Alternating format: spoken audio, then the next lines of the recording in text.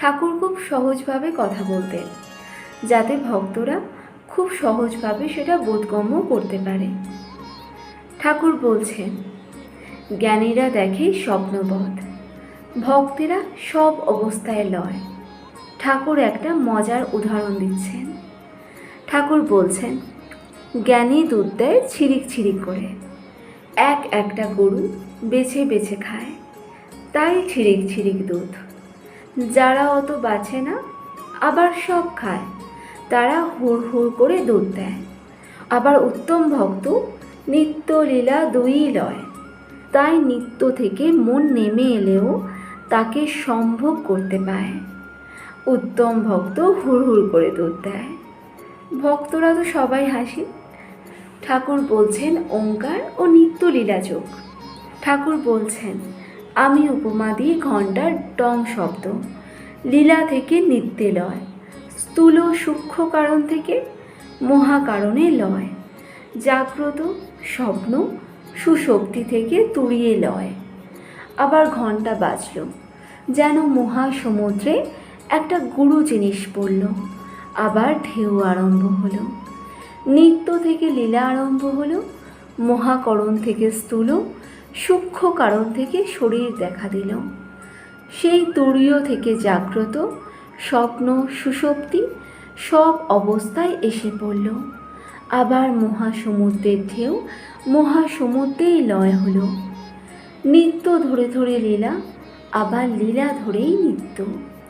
ঠাকুর বলছেন, আমি টং শব্দ উপমা দিই। আমি ঠিক এই সব দেখেছি। আমায় দেখিয়ে দিয়েছে চিৎ সমুদ্র, অন্ত নাই। তাই থেকে এইসব লীলা উঠল, আর এতেই লয় হয়ে গেল। চিদাকাশে কোটি ব্রহ্মাণ্ডের উৎপত্তি, আবার ওতেই লয় হয়। ঠাকুর বলছেন, সংসারা শক্তি কতদিন?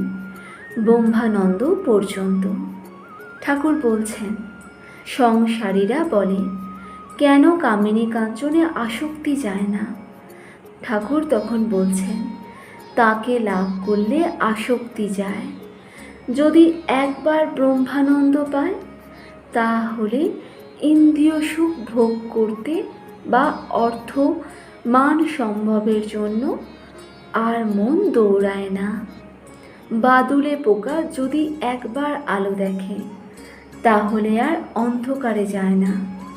ঠাকুর একটা উদাহরণ দিচ্ছেন।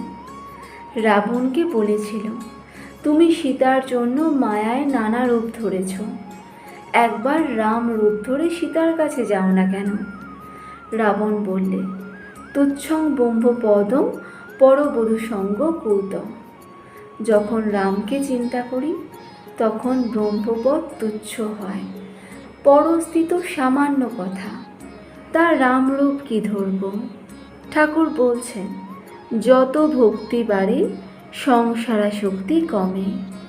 শ্রী চৈতন্য ভক্ত নির্লিপ্ত, তাই জন্যই সাধন ভজন। তাকে যত চিন্তা করবে, ততই সংসারের সামান্য ভোগের জিনিসে আসক্তি কমবে। তাঁর পাদপদ্মে যত ভক্তি হবে, ততই বিষয় বাসনা কম পড়ে আসবে, ততই দেহের সুখের দিকে নজর কমবে, পর স্ত্রীকে মাতৃবোধ হবে, নিজের স্ত্রীকে ধর্মের সহায় বন্ধু বোধ হবে, পশুভাব চলে যাবে, দেবভাব আসবে, সংসারে একেবারে অনাসক্ত হয়ে যাবে। তখন সংসারে যদিও থাকো, জীবন মুক্ত হয়ে বেড়াবে। চৈতন্যদেবের ভক্তেরা অনাসক্ত হয়ে সংসারে ছিল। জ্ঞানী ও ভক্তের গুরু রহস্য।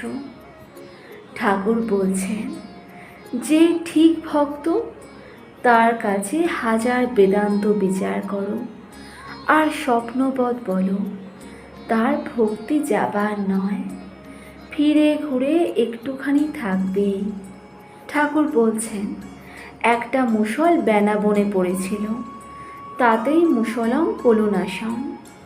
শিব অংশে জন্মালে জ্ঞানী হয়।